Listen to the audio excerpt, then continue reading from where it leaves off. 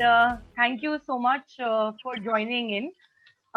Today, I have with me Anushka Rathod, who I'm sure a lot of you see on your phone screens a lot of times, especially if you are a finance enthusiast or someone who loves, gaining knowledge about Bitcoin, finance, stocks, etc. So she is a BCom student and a CFA. She's currently pursuing her CFA and a digital content creator.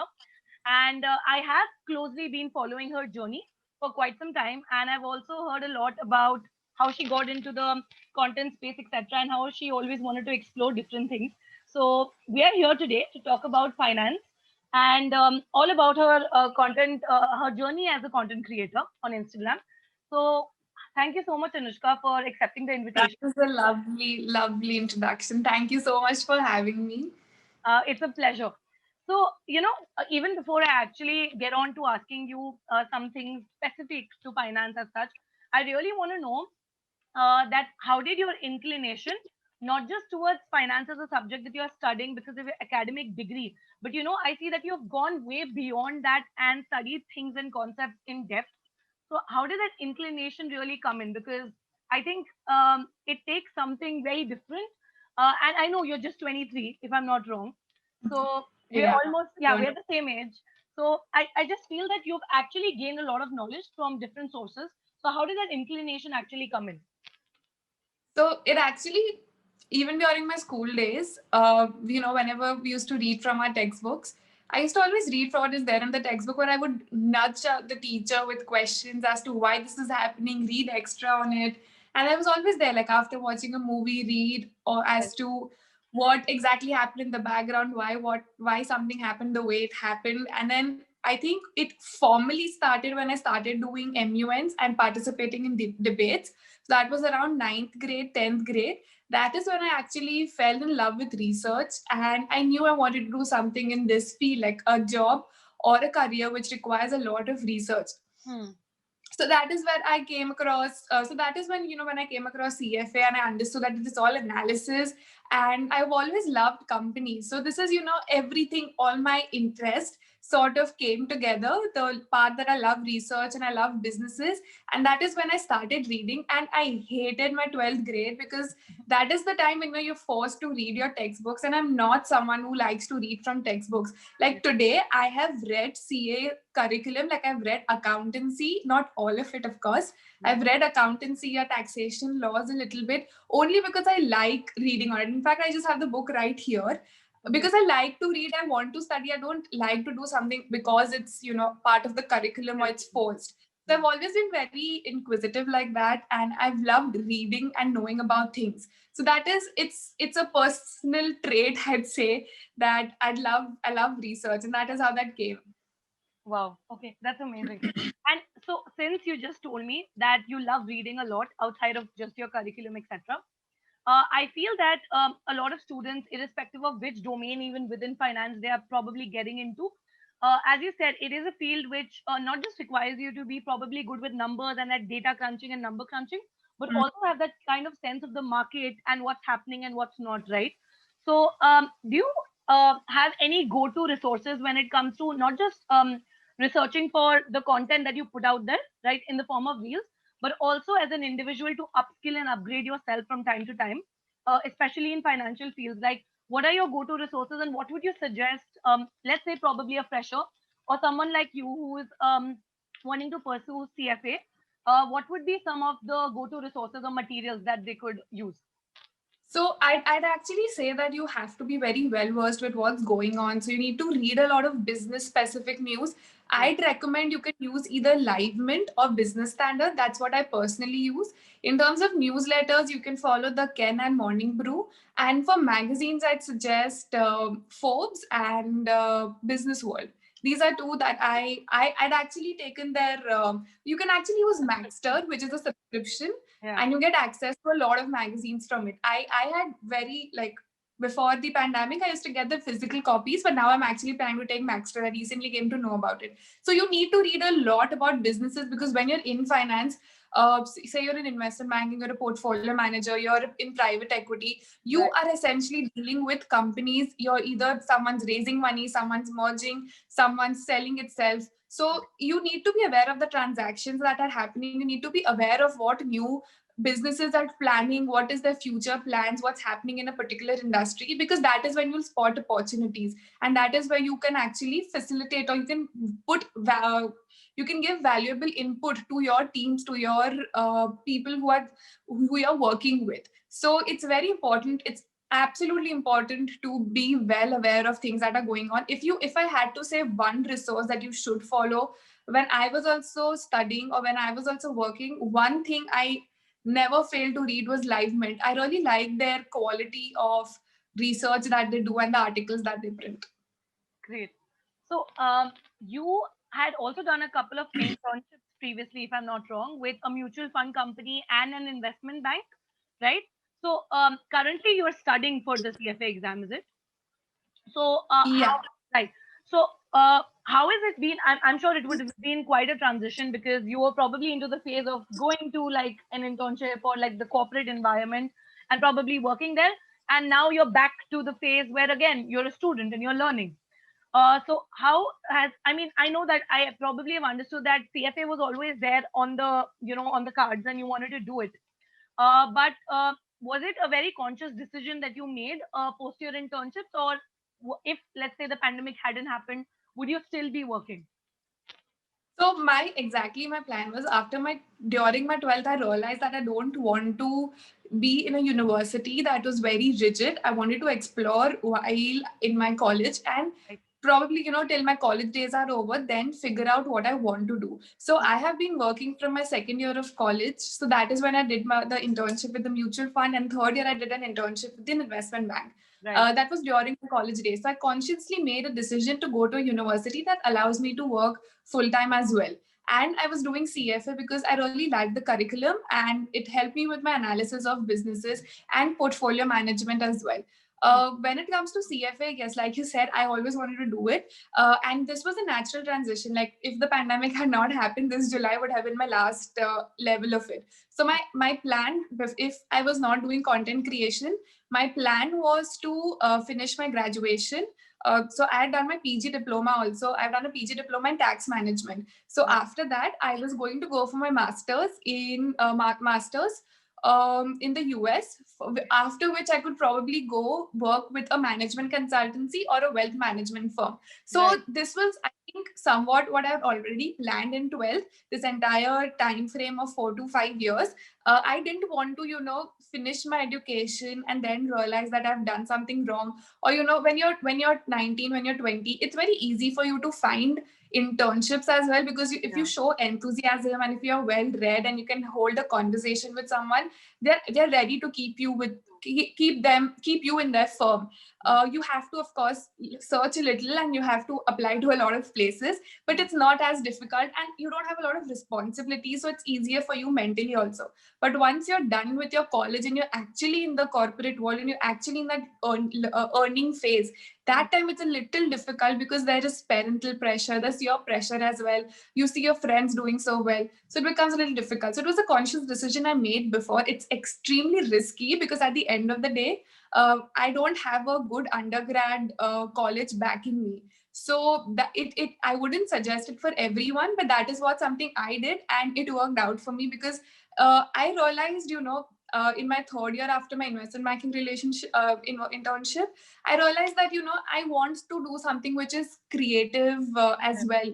Like, I do love research, but I want some. I went and did an internship with an advertising agency, and today I've actually been able to combine both of them and do the work that I'm doing. Right. Yeah, so it's very important. Like, even if you are, I was able to work full time. Even if you're not able to work full time, I'd suggest everyone to do as many internships as possible during the college days.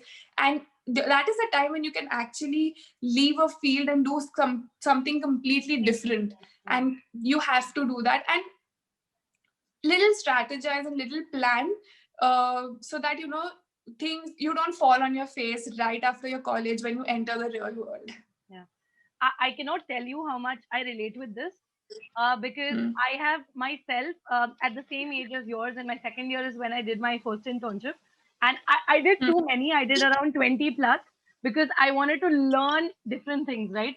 And very few people have actually, at least I have met very few people who lay the same emphasis on internships. But I Yeah. would just like to back you up because they help you a lot, especially when you do them A in lot. diverse fields. A lot. Yeah. Right, right, And it's real life experience. In right, college, when you're studying, it can be something completely different, and right. when you're doing the job, it's completely different. So I absolutely agree with you. True. Right. So now that we know a bit about the background from where you've come and what you're doing per se with respect to your degree, how did everything turn out in terms of Instagram, and how did you become a digital creator? If you could just give us a short, flashback. Yeah. So when I was doing my investment banking internship, it was a job, and you can say. So I was I love making minutes of meetings and presentations, because that I use my creativity, and I Right. used to make them really interesting and all. And that is when and that is when I thought to myself that this part of the job that I like so much, what if I could pursue this full time? And that is when I think a lot of infotainment creators also came on YouTube, and I used to watch them like, dude, that's such a cool job. I love doing it. And I was also great at public speaking. Right. So I wanted to do it, but it is difficult being a digital creator. Like, had it not been for Reels, I would have taken 1-2 years, who knows how many years to get discovered. Like, Reels for me was being at the right place at the right time. So I got discovered. So, yes, if you know how Instagram happened, is the lockdown happened. My masters got postponed for a year, and I had this time in my hand. I could either go back to doing my investment banking job, but or I could do something which I wanted to do for such a long time. And it was not that I was not doing anything. I was still studying for my CFA, Right. and I was still a research assistant to someone. So it was not like, I had a backup plan, a very solid backup plan, that if this does not work out, I'm going to give myself 7 to 8 months, a year almost. If it does not work out, I'll still go for my master's. I still have my research job. I still have my investment banking job. In fact, after like a few months after the in first lockdown for the 15 days, Yeah. my previous company called me back. I got 2-3 more offers to join. But then I really wanted to do this, and I knew this was abhi nahi to kabhi nahi. So I went with it, and I think in October I started making reels, and I in like just 20 days or so, my content got picked up. So Right. I was at the right place at the right time, but it was something that I wanted to do since a very, very long time. Right. And that's amazing. I think you've been doing very well, and I mean, it's not just about the number of followers. I believe it's also about the kind of love that your audience shows and the value that you are providing them, right? And I believe that's what keeps every creator going. And I must say that it's amazing, Anushka, and kudos on your journey. That Thank you. brings me just towards asking you these last couple of questions that I have for you. One thing that I would also like to know from you is, since you're relatively very new into the space, although you've done exceptionally well, what do you think are some mistakes that people make? Because I'm sure a lot of people want to get into this field and everyone tries, but there are certain mistakes that you make on social media. So, what are some common ones that you've noticed or you've learned from your journey? I think one of the biggest mistake even I make it till date, because you're on social media, your achievements are public, but your failures are also public. If one video performs really well, if something does not, it's publicly available for people to view. If Right. there are a series of videos, if you like say for 2 weeks your videos are not performing well, but someone in the same niche as yours is doing some completely amazing, Hmm. it can, if this comparison that happens, and this public publicly, your success and failures happening publicly affects a lot. So it's important to be satisfied with the process of making content, and then leave it to the audience and not compare. Because what I noticed is, as a content creator, it's not a straight journey upwards or a straight straight line. It's filled with ups and downs, and no one can predict when that up will come, when that down will come. Yeah. I have personally seen, like, there was a phase where I would, there are these few creators in my niche, and I would Instagram search all of them, that how many followers they have today, how much reach is their Instagram reel getting, how much reel what reel is my reel getting. So constant analysis of what others are doing, what I'm doing, how my performance is, how many followers I gained, and it was a mess. Like my mental health had gone for a toss. Despite the fact that once my reels were only getting 2,000 and 5,000 views. Back then when this phase happened, I was still getting 40-50K views. I was not happy. It was a 10x jump, but I was still not satisfied because others were doing better. So I think as a creator, you need to just shun it out. Look, you have to still see the engagement and what's working, what's not working, but do it without getting affected. It's very difficult, but once you figure it out, that's the only way you can sustain. And you need to understand that, whatever the public is saying, it can be constructive criticism, it can be hate, it can be negative comments, positive comments, compliments. You have to, it's an art to actually, get affected by something which will actually help you grow. And that's very difficult. I have not figured it out. I know a lot of people who have not, like even big creators who have not figured it out, and they keep justifying themselves on their stories, like, this is not there, or like, everyone has their own way. I'm not pointing someone out or saying this is incorrect, but yeah, this is also something, just not to be affected and knowing what to take as constructive feedback. That's also very important. So one, don't compare. Second, only take constructive feedback out of all the feedback that you're constantly getting. Right. I think that's spot on, and I think that's something that applies to every field, because in the end there'll always be people who will be way ahead of you, and there are people who you're way ahead of always. So I think you can just give in your best, and that helps always. Yeah. And I think when you're a creator, so that I actually have that thought sometimes, like, why am I doing this? Why I am putting myself to public judgment on a daily basis when I had such a secure career already. I'd worked so hard for it, and it was, not in the public eye. So when you're in the public eye, every move of yours is watched by a lot of people. So that thing actually gets amplified a lot. And as a creator, you have to understand that it's unnatural. Humans were not supposed to be this way. We're not supposed to get so much feedback, either appreciation or negative feedback. So you have to have thick skin and filter out comments. And I think that takes time to build. At least, it's not easy. Yeah, I know. Yeah. Okay. So as we are probably coming towards the end of the live session, I also want to know from you that now moving forward, right, in the future, since you're gonna, I'm assuming, and we all want you to keep creating content. So do you plan on probably diversifying or doing something different in respect to the domain?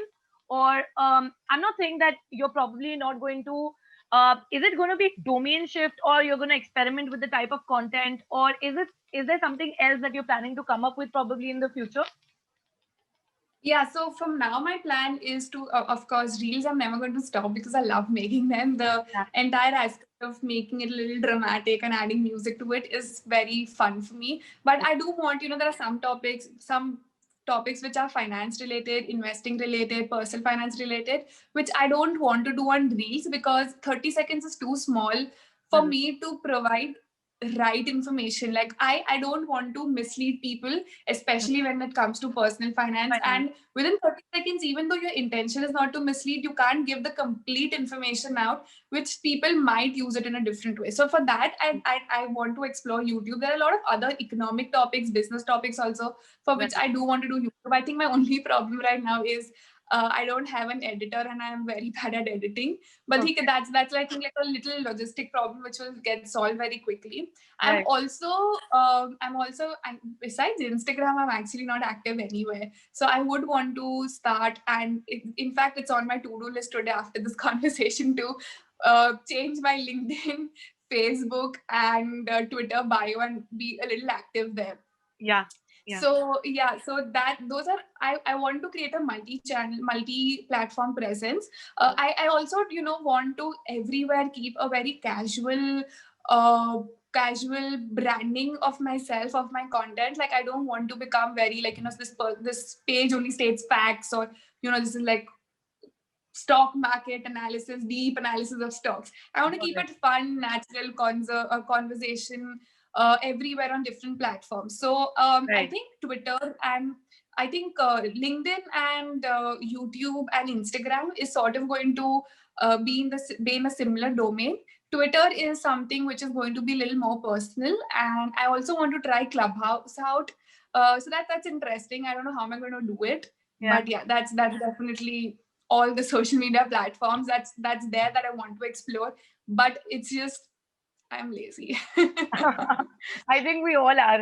Um, there's this one personal question, Anushka, which I'd like to probably ask you, because Mhm. since you've seen the trajectory and grown on one platform per se, which is Instagram. So I've very active on LinkedIn since the past 6 months. So I think I started with about 1,000 followers, and I completed 40,000 followers yesterday. Right? Wow. Yeah. Yeah. So on LinkedIn, I have that, I would say, a decent audience or a community of people who've been following me for quite some time. So on the page that is Dheria Decodes, which is like not my personal account. My account on Instagram is private. But this Hmm. page that I started in November, yeah, I guess in November. So there, I do have like a full-time job with KPMG where I work as a analyst, SAP analyst. But other than that, I help people with career coaching and LinkedIn profile building and resume building, all of that, right? So the page gives all the advice there in the form of different content, etc. So how do you think could you probably branch out, as you said, like you've got like an audience on Instagram for sure. Some amount of that audience would come onto different platforms when you grow there, right? Or when you build accounts, it's basic logic. However, the algorithms for every platform obviously work very differently. So, how do you think should the journey from LinkedIn to probably Instagram work out? I mean, I've been putting out content consistently, and I think it's doing decently well. However, I think in terms of the growth factor, it's surely a little slower as compared to LinkedIn. So, any tips there? See, LinkedIn itself is giving great organic reach. Yeah. Everyone, currently like a lot of people, as I have even said that LinkedIn, you have to be there because it's giving a great Yeah. organic reach. Yeah. YouTube, Instagram, other than Reels, Twitter. I'm sorry, Twitter. They're not giving that. Facebook. They're not giving that kind of That kind of, organic reach yeah. today. But Right. there are some few things where you can get organic reach as Reels on Instagram, YouTube Shorts also, and YouTube Live. A lot of people have seen a very good organic reach there, Okay. and LinkedIn posts. So you have to figure out. See, LinkedIn videos don't work now. LinkedIn posts work. So you have to figure out where, on which platform, which type of content is giving you organic reach, and which type of content is saturated. Like today, if I post a picture of me, I lose followers. If I post a reel, I gain followers. So you have to figure out for yourself that what type of content the algorithm itself is pushing. Like Right. IGTVs on Instagram, other than I think a few creators who have built their audience on IGTV, like there are very great creators on the a lot of comedians, Abhi and you in specific, they Again, they do amazing yeah. IGTVs. So all these people, they've built their audience on IGTV. Otherwise, IGTV is dead.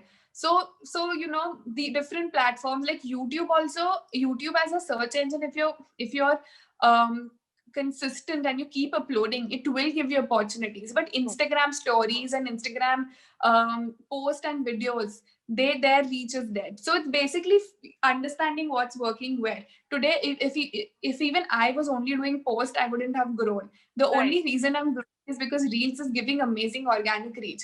Twitter, YouTube, Instagram, Twitter, YouTube, Facebook is going to be extremely difficult for me as well. I do get a little start because of my Instagram.